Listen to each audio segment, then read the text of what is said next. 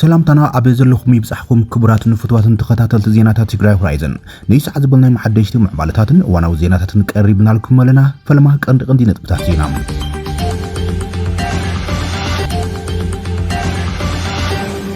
أبي رئيس كتما أديس أو بعل جنرال صادقان جبرتنساي زركبلو أبي تجري هوت سجمتن كوسد سوء عزراربي سلماو سلفي نمكياد مدلوات إنها تجبر يمزلهم كابر رئيس كتما تجري هو حد ما بدبرتن زمرح هو حد ما أبي العلي بعل جنرال صادقان جبرتنساي كالوت دليت لوتي زبحلو حيلتات أب أديس أو بزعبا ككايدو مدب حزم لزلو سلماو سلفي مسرت بمقبار نايمت أنقطع سجمتي مفرارحي زرقحلهم بزرزر كنقرب لكم هنا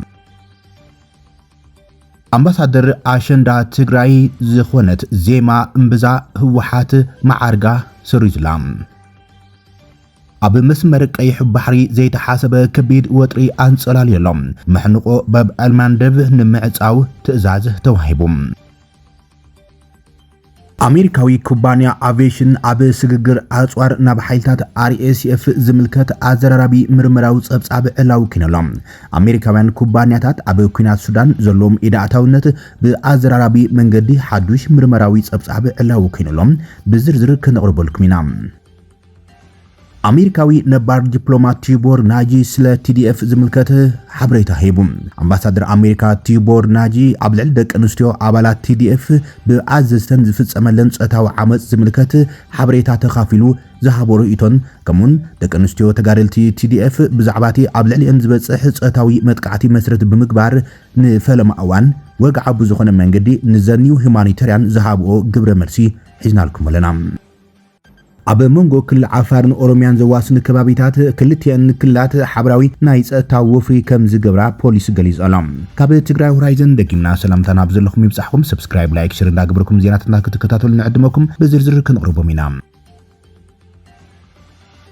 ببعل جنرال صادقان جبرتنساي كمون أتو ጌታቸው ረዳን ዝርከብዎም ደለይቲ ሓይልታት ደለይቲ ለውጢ ትግራይ ኣብ ርእሰ ከተማ ኣዲስ ኣበባ ከካይድዎም ዲቦሞ ዘለው ሰላማዊ ሰልፊ ናይ መወዳእታ ሰዓታት ተቀራሪቦሎም እቲ ዓርቢ ሰዓት 12 ንግሆ ኣብ ዋና ኣደባባይ ኣዲስ ኣበባ መስቀል ኣደባባይ ንምክያድ ተሓሲቡ ዘሎ ሰላማዊ ሰልፊ ሲዕብ ድማ ካብ ወገን ህወሓት ድማ መፈራርሒ መጠንቀቕታ ወፂሎም ኣዲስ ኣበባ መንግስቲ ፌደራል ኣብ ትግራይ ግቡእ ንክዋጻዩ እቲ ሰላማዊ ሰልፊ ተጸዊዖም መንግስቲ ፌደራል ኣብ ትግራይ ሱጉምቲ كوسد زتقلب كم زخونة سجلت سلماو سلفيم استفرالي حيلات بوليتيكا تجراي زركبولن منسيات نبرتي كتما عدي سبا تجارو زركبولو كم زخونة تجليس ألم أبتي زمت زلوك أدام نجوه كاي توت إن زلو سلماو سلفي جنرال صادقان جبرتن سعي زركبهم حيلات بوليتيكا نيات تجراي زيت مسرته بيت مخر سلام لوطن زمدوا يتباهلهم اب تግራይ ፍጽሙ ዝባሃል ዘሎ ወታደራዊ አስገዳድ አስካር መንስያት ዝቃወሙ ከመሆን መንግስት ፌደራል ኣብ ጉዳይ እቲ ክልል ግቡ ንክዋጻም ዝሓትት ከም ዝኾነ የተገለጸ ዘሎ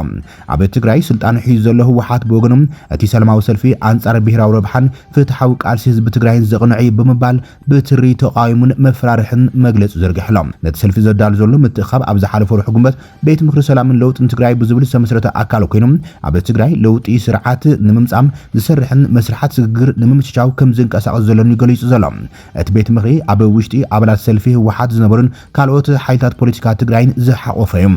ኣብቲ ቤት ምክሪ ዝርከቡ ዝተፈላለዩ ኮሚቴታት ብጀነራል ጻድቃን ገብረትንሳኤ ከም ዝምርሑ ዝግለጽ ኮይኖም ፕሬዚደንት ጊዜያዊ ምሕዳር ትግራይ ነበር ኣማኻሪ ቀዳማይ ሚኒስተር ኣብ ጉዳያት ምብራቕ ኣፍሪቃ ኣቶ ጌታቸው ረዳም ኣባል እቲ ቤት ምክሪ እዮም ፓርቲ ወለዶ ትግራይ ዓረና ንዲሞክራሲን ሉዓላውነትን ከምኡን ፓርቲ ሰብዓ እንደርታን ኣካል ናይቲ ውዳበ ኮይኖም ባይቶናውን አካል እቲ ውዳብን ምንቅስቃስን ከም ዝኾነ የተገለጸ ዘሎም ህወሓት ኣብ ዝሃቦ ምላሽ ድማ እቲ ተላእኽትን ደገፍትን መንግስቲ ፌደራል ዝበሎም ተጋሩ ዘካይድዎ ሰልፊ አንጻር ረብሓን ፍትሓዊ ቃልሲ ህዝቢ ትግራይን ተሓቂኑ ዘሎም ሰልፊ ብትርጉሙ ናብ ትግራይ በጀት መድሓኒት ነዳዲ ከይላኣኺሉን ህዝቢ ሰሪሑ ዝዓቆረ ገንዘብ ከይጥቀም ዝገብር እዩ ብምባል እዩ ኣጠንቂቑ ዘሎም ኮሚሽን ሰብኣዊ መሰላት ኢትዮጵያ ከምኡን ዓለም ለኸ ተሓለኸ ሰብኣዊ መሰላት ሂውማን ራይትስ ዎች ኣብ ዘውፅዎ ዘለው መግለጽታት ኣብቲ ክልል ዝካየድ ዘለው ግድል ወተሃደራዊ ምልመላ ደው ክብል ተማሓጺኖም እዮም አቦ ወንበር ፓርቲ ሰብዓ እንደርታን ኣቶ ሓባሪ ሚድያ ርክብን ህዝብን ኣቶ ከበዳ ሰፋም ንቢቢሲ ኣብ ዝሃበ ቃል እቲ ቀዳም ሓምለም 11 2018 ዓመት ምረት ክካየድ ተወጢኑ ዘሎ ሰላማዊ ሰልፊ ክልተ ዕላማታት ከም ዘለዎ ተዛሪቦም ብቀዳምነት እቲ ኣብ ትግራይ ካብ ቀረባ ሰሙናት ኣትሒዙ ዝካየድ ዘሎ ጉድድ ወተሃደራዊ ግፋእ ንምቋም ዝዓለም ከም ዝኾነ ጠቂሶም ኣቶ ከበደ ኣብ ትግራይ ዝርከብ ሓይልም ንተጋሩ መዓልታዊ ይገፍፍ ንሞትን ስደትን ክቃልዑ ይገብረሎ ክብል ዝኸስስ ኮይኖም ህዝቢ ትግራይ ንምዕፋን ዝወፅእ ኣዋጅ እውን ኣሎ ክብል ተዛሪቡ ላዕለዎት ኣመራርሓ ህወሓት ኣብ ዝህቦም ዘሎ መግለፂታት ግን እቲ ክልል ብሄራዊ ሓደጋ ጋጢሞም ከም ዘሎ ብምግላጽ ኣብ ፍቃድ ዝተመርኮሰ ምልመላ መናእሰይ ክካየድ መምርሒ ከም ዘውረድዮም ዝማጎቱ ዘሎም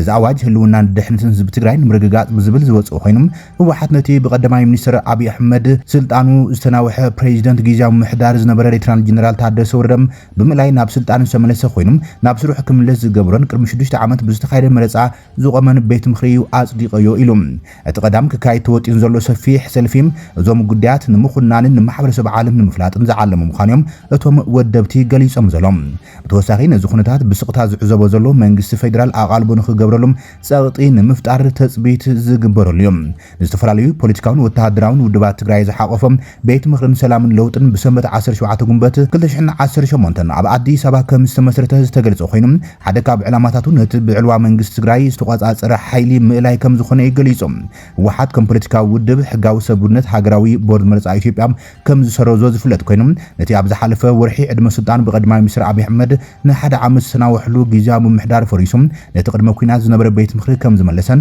መንግስቲ ከም ዝመስረተን እዩ ክገልጸን ይሖም እዚ ምዕባለታት ንስምምዕነት ፕሪቶሪያ ዘፍርስን ብቀጥታ ምስ መንግስቲ ፌደራል ናብ ግጭት ዘእቱን ኣካይዳ ብምባል ብዙሓት ወገናት ክቋሞን ከሎም ህወሓት በወገኑ እቲ ስምምዕነት ብፌደራላዊ መንግስቲ ከም ዝፈረሰ ብምኽሳስ ስልጣን ክቆጻጸር ከም ዝወሰነ እዩ ተኸላኺሎም ኣብ ዝሓለፉ ሒደት ዓመታት ኣብ ውሽጢ ህወሓት ብዝተፈጠረ ምክፋል ሓይሉ ካብ መሪሕነትን ኣባላትን እቲ ውድብ ተፈንጭሎም ውድብ ስምረት ከም ዝመስረቱ ዝፍለጥ እዮም እዚ ከም ዝሉ እንከሎ ድማ ህወሓት ኣብ ኣዲስ ኣበባ ክካየድ ታቂኑ ዘሎ ሰልፊ ኣንጻር ብሄራዊ ረብሓን ፍትሓዊ ቃልሲ ህዝቢ ትግራይ ዘቕንዕ ሰልፊ ብምዃኑ ክኹነን ከም ዝግባእ ገሊጸሎም ቢሮ ጉዳያት ኮሙኒኬሽን ትግራይ ኣብ ዘርግሑ መግለጺ ምንተዚ መተሓበርቲ ተሳተፍትን ሰልፊ ዝኾነ ኣካላት 2-3 ግዜ ክሓስብሉን ካብዚ ነውራም ተግባር ክቁጠብን ንጽውዕ ኢሎም ስርዓት ውልቀ መላኺ ጆኖሳይደር አብይ አሕመድ ይብሉ ሞት መግለጺ ህዝቢ ትግራይ ከም ዘርኢ ከየጥፋእኹ ከየሰኮንኩ ከይበታትንኩም ኢሉን ትግራይ ትባል ዓዲ ካብ ካርታ ከይሓክኩ ኣይድቅስን ኢሎም ኩሎም ዓይነት ጭካኔታት ኣብ ልዕሊ ህዝቢ ትግራይ ይፍጽመሉ ዝበለ መግለጺ ቢሮ ጉዳያት ኮሙኒኬሽን ሕዚ ድማ ብሓይሊ ብረት ትግራይ ንምጭፍላቕ ዘኽእል ምድላዋቱ ዛዚሞም ኩናት ንምጅማር መጥቃዕታቱ ድሮን ይፍጽም ከም ዘሎን ሰራዊቱን የቀራረብ ከም ዘሎን ይገልጹ ዘሎም ካብ ዝሓለፉ ፖለቲከኛታቱ ወተሃደራዊ መራሕቱን ናይ ሚድያ ሰራዊቱን ኣንጻር ህዝቢ ትግራይ ሰፊሕ ናይ ጸለመ ዘመተ የካይደሉ ይብል ብወገኑ ህወሓት ዝተኣሳሰረ ድማ ብድሕሪት ባዕሉ ዝመርሖ ብቐንዱ ድማ ተላእኽትን ደገፍትን ስርዓት ዝኾኑ ተዛረብቲ ትግርኛ ዘተሓብርዎም ኣንጻር ብሄራዊ ረብሓን ፍትሓዊ ቃልሲ ህዝቢ ትግራይን ዘቕንዕም ሰልፊ ንቐዳም 11 ሐምለ 2018 ዓ.ም ንምክያድ ላዕልን ታሕትን ክብሉ ይረኣዩ ኣለዉ ይብል መግለጺ ህወሓት ቢሮ ጉዳያት ኮሙኒኬሽን እዚ ኣንጻር ብሄራዊ ረብሓን ፍትሓዊ ቃልስን ህዝቢ ትግራይ ተሓቂኑ ዘሎ ሰልፊ ብትርጉሙ ናብ ትግራይ በጀት መድሓኒት ነዳዲ ከይለኣኸ ኢሉውን ህዝቢ ሰሪሑ ዝዓቆረ ገንዘብ ከይጥቀም ግዛኣታዊ ሓድነት ትግራይ ከይምለስ ወረርቲ ሓይልታት ከይወፁ ብወረርቲ ዝሳቀ ዘሎ ህዝቢ ሓራ ከይወፅን ዝተመዛበልን ዝተሰደደን ህዝቢ ከይምለስን ዝጽውዕ ሰልፊ እዩ ኢልዎ ህወሓት እዚ ድማ ስርዓት ጆኖሳይደር አብይ አሕመድ ዘብጽሕልና ይኹን ብቀጻሊም ከብጽሖ ዝሓሰብ ዘሎ ጽንተት ዝድግፍ ሰልፊ ምዃኑ ፈታውን ጸላን ክፈልጦ ይግባእ ክብልም ይገልጽ ህወሓት ዘርግሑ መግለጺ ኣብ ኣዲስ ኣበባ ይኹን ካልኦት ከባቢታት ዘሎ ህዝቢ ትግራይ ኮነ መንእስያት ናብ ሓዊ ክሳውርን ዝኸፍእ ሓደጋ ክቃልዑን ዝዳርግ ናይ ጆኖሳይደር ስርዓት ናይ ድጋፍ ሰልፊ ምዃኑ ክፍለጥ ይግባእ ኢሉ ህወሓት ኣብ ዘርግሑ መግለጺ ስለዝኾነ ድማ ከም ህዝብን መንግስትን ትግራይ ኣብ አንጻር ብሄራዊ ረብሓን ፍትሓዊ ቃልስን ዝኾነ ሰልፊ መተሓበርትን ተሳትፍን ዝኾነ ኣካላት 2-3 ግዜ ክሓስቡን ካብዚ ነውራም ተግባር ክቁጠብን ንጽውዕ ኢሉ ህወሓት አንጻር ፍትሓዊ ቃልስና ተሰሊፎም ንውልቀ መላኺ ጆኖሳይደር ስርዓት አብይ አሕመድ ደጊፎም ዝንቀሳቀሱ ዘለዉ ኣካላቱን ናይ ግዜ ጉዳይ እምበር ካብ ሕስረትን ውርዘትን ብቐንዱ ድማ ካብ ናይ ሞራል ታሪኽን ሕግታትን ተሓታትነት ፍጹም ከም ዘይምርጡም ክርዱ ይግባእ ይብል ህወሓት ብምዃኑ እውን ይብል መግለጺ ህወሓት ኣብዚ ተግባር እዚ ዝንቀሳቀሱ ዝኾነ ኣካል ካብ ተግባር ክቁጠብ ኣብ መላእ ዓለም ዘሎ ትግራዋይን ፈታዊ ህዝቢ ትግራይን ነቲ ሰልፊ ክኹንን ኣብ ጎኒ ፍትሓዊ ቃልሲ ተሰሊፉ አንጻር እቲ ጆኖሳይደር ስርዓት ቃልሱ ከጓሃርን ጻውዒት ኣቕሪበሎ እቲ ህወሓት ብቢሮ ጉዳያት ኮሙኒኬሽን ትግራይ ቢሉ ዘርግሑ መግለጺ እዚ ከምዚ ንከሎ ድማ ቢሮ ባህልን ቱሪዝምን ትግራይ ካብ ግዴታ ወተሃደራዊ ምልመላ ዝቃወም ድምፂ ዘስምዐት ሞዴል ዜማ እምብዛ ኣምባሳደር ኣሸንዳ ነታ ስሩ ዝወሎም ቢሮ ባህልን ቱሪዝምን ትግራይ ካብ 9 ሐምለ 2018 ጀሚሮም ኣብ ቲክቶክ ንግዴታዊ ወተሃደራዊ ምልመላ ህወሓት ንዝቃወም ድምፂ ዘስምዐት ዜማ እምብዛም ዝነበራ ናይ ኣሸንዳ ኣምባሳደርነት ከም ዘልዕሎ ገሊጾሎም እቲ ቢሮ ኣብ ዘርግሑ መግለጺ ወይዘሮ ዜማ ኣብ 2017 ኣብ ዝተኻየደ ውድድር ብምዕዋት ነቲ ኣምባሳደርነት ከም ዝተሸመቱ ተመልኪቶም እንትኾነቲ ቢሮ ኣምባሳደር ኣብ ዝነበረትሉ እዋን ነቲ ማዕርግ ዘይግባእ ተግባር ብምፍጻም ስምዒት ህዝቢ ዝጎድእን ተዛሪባ ክብል ከሲስዋ ዘሎ ዜማ እምብዛ ኣብ ዝቀረባዋን አንጻርቲ ኣብቲ ክልል ዝካየድ ዘሎ ግድድ ወተሃደራዊ ምልመላን ወተሃደራዊ ምትእኻብን ብዝወሰረቶም መርገጺ ሰላም ብሰበ ስልጣን ህወሓትን ደገፍቶምን ብሰፊሑ ወፍርታት ጸለመ ተኻይድላ እዩ ብፍላይ ደገፍቱ ዝኾኑ አክቲቪስታት ኣብ ልዕሊ ሞዴል ዜማ እምብዛም ከቢድ ናይ ስብእና መጥቃዕታት ዝምልከቱ ወፍርታት እውን ብማሕበራዊ ሚድያ እንትካይድ ተሰሚዖም እዮም ብፍላይ መናእሰይ ናብቲ ኩናት ከይጽምበሩ ብምጽዋዕ ህወሓት ዝገብሮ ዘሎ ግዱድ ምንቅስቃስ ግፋ ድማ بمقام بدفرة تزاريبا بيرو ባህልን ቱሪዝምን ትግራይ በወገኑ እቲ ቀንዲ ምክንያት ውሳነ ምስራዝ አምባሳደርነት ወይዘሮ ዜማም ናይ ባህሊ አምባሳደር ሓላፍነትን ረሲዕን አሸንዳ ኢትዮጵያ ብዝብል ጭርሖ ምስ ባህልን ክብርታትን ትክልል ብዘይምጥን መንገዲም ስለዚ ትሰርሕ ዘላ ብምባህሊ ገሊጾም እንተኾነ ግና አሸንዳ ኢትዮጵያ ዝብል ድምጺ አበይን ብኸመይን ከም ዘስምዐት ብግልጽ ዝቦነ ነገር የለን ቅድሚ ሕዚ ምስ ድረአ ብምዝራብ የቅሬታ ክትሓትትን ካብ ከምዚ ዓይነት ንጥፈታት ክትቆጠብን ዕድል ከም ሰሃባ ቢሮ ብምዝኻር እንተኾነ ግና ሓሳባ ከይቀይረት ተግባራት ቀጽላትሎም ማዓርጋ ክስረዝ ወሲና ለና ክብል ይገሊጹ ዘሎም እዚ ውሳነ ቢሮ ባህልን ቱሪዝምን ትግራይ ድማ በስቲ ህወሓት ኣብ ትግራይ ዝገብሮም ዘሎ ፖለቲካውን ወተሃደራዊ ንጥፈታት መሰረት ብምግባር ካብ ንኽብርታት ባህልን አሸንዳን ንምክልኻል ብልዓሊም ፖለቲካዊ ውሳነ ከም ዝኾነ ድማ ኣብ ማሕበራዊ መራኸቢታት ይንቀፈሎም ኣብ መስመር ቀይሕ ባሕሪ ከይተሓሰበ ከቢድ ወጥሪ ዓሲለሎም በብ አልመንደብ ንምዕጻው ትእዛዝ ተዋሂቡ ኢራን ንሑቲ መስመር መጻቦ ቀይሕ ባሕሪ ንምዕጻው ድልዋት ኮይኖም ደው ክብሉ አዚዛቶም ኣብ መጻቦ በብ አልመንደብ ህጾጽ መጠንቀቕታ ኣብ ዝወጸለዋን ኢራን ካብ መጻቦ ሆርሙዝ ወጽያ ናብ ቀይሕ ባሕሪውን ተሳጊራላ ኣሜሪካ ንመሰረተ ልምዓት ጸዓት ኢራን እንተጥቂዓ ሓይልታት ሑቲ ንመስመር ቀይሕ ባሕሪ በብ አልመንደብ ንምዕጻው ድልዋት ኮይኖም ክጸንሑ መምርሒ ምንቅስቃስ ሑቲ የመን ከም ዝሃበት ሮይተርስ ጸብጺበሎም በመሰረት ጸብጻብ እቲ ናይ ህጹጽ ውጥን ኣብ ውሽጢ መሪሕነት ኢራን ዝተዘተየሉ ኮይኖም እቲ መልእኽቲ ድሮ ብላዕሎ ሰበስልጣን ኢራን ናብ ሕቲ ከም ዝተመሓላለፈ ተገሊጾም እቲ ጸብጻብ ቴህራን ነቲ ዞባዊ ግጭት ዝያዳ ከተጋዶም እንተወሲናም ሕቲ ምስ ኢራን ብምዋሃድ መጻቦ ባብ አልመንደብ ንምዕጻም ህጹጽ ምድላዋት የዳሉ ከም ዘሎም ድሕሪ ንሰዓታት ብምጽናሕ ገሊጾም ካብ የመን ዝርከቡ ምንጭታት ብምጥቃስ ዘቴሌግራፍ ድሕሪ ምሕባር ድማ ሓይልታት ሕቲ ነቲ መጻቦ ንምዕጻው ኣብ ምንቅስቃስ ከም ዝርከቡ ዘመልክትዮም በመሰረት ጋዜጣ ኢራን ወተሃደራዊ ምላሻ እንተስፊሓ እቲ ውጥናት ክነጥፍ እዩ እዚ ድማ ኣብ ሓደ ካብቶም ኣብ ዓለምና ብስትራቴጂካዊ አገባብ አገድስ ዝኾነ ናይ ባሕሪ መስመር በብ አልመንደብ ምዝንባዕ ዝብል አማራጭ ተታሒዘሎም ቀይሕ ባሕሪ ምስ ወጅመት ዓደንን ህንዳዊ ውቅያኖስን ዘራኽብ መጻቦ ባብ አልመንደብ ኣብ ዓለማዊ ንግድን ጽዕነትን ጸዓትን ልዑል ብጽሒት ዝሓዘ ዝኾነ ይኹን መስመር ማይ ዝግበር ሙጋዓዝን ምንቃፍ ዝግበር ፈተነም ኣብ ዓለማዊ ቀረብ ሰንሰለታትን ዕዳጋታት ጸዓትን ኣዝዩ ሰፊሕ ሳዕቤን ክህልዎ ከም ዝኽእል ተፈሪሑ ዘሎም ካብ መወዳእታ 2023 ጀሚሩ ሕቲ ኣብ ልዕሊ ንግዳዊ መራኸብ ሓይሊ ባሕርን ተደጋጋሚ መጥቃዕታት ብምፍጻም እቲ ስርሒታት ምስ እስራኤል ወይ መሻርክታ ኣብ ዝተኣሰሩ መራኸብ ዝዓለም ከም ዝኾነ ምስ ፍልስጤማውያን ኣብ ጋዛ ንምትሕባር ዘረኣዩ ውሳነ ከም ዝኾነ ይዝገልጽ አሜሪካው ኩባንያ አቪዬሽን ኣብ ስግግር ኣጽዋር ናብ ሱዳን ኢድ አርኤስኤፍ ከም ዘሎ ዘመልክት ጸብጻብ ዕላው ኮይነሎም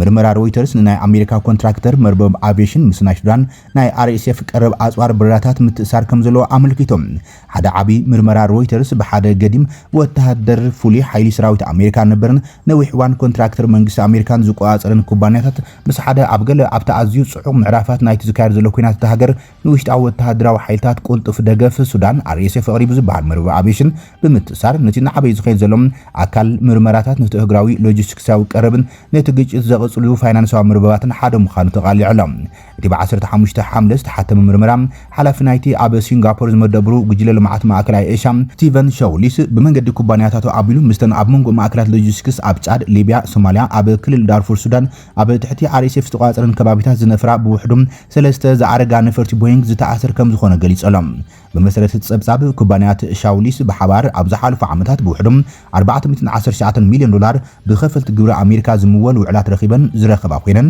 እዚ ድማ ንሓይልታት ኣሜሪካ ኣብ ኣፍጋኒስታን ኢራቅ ዝካየዱ ዝነበሩ ትሕተ ቅርጺ ፕሮጀክታት መደባት ዩኤስኤድ ከምኡን ፕሮጀክታት መዕርፎ ነፈርቲ ክፍሊ ምክልኻል ኣሜሪካ ኣብ ኣፍሪቃ ዝርከብዎም ዝሓዘ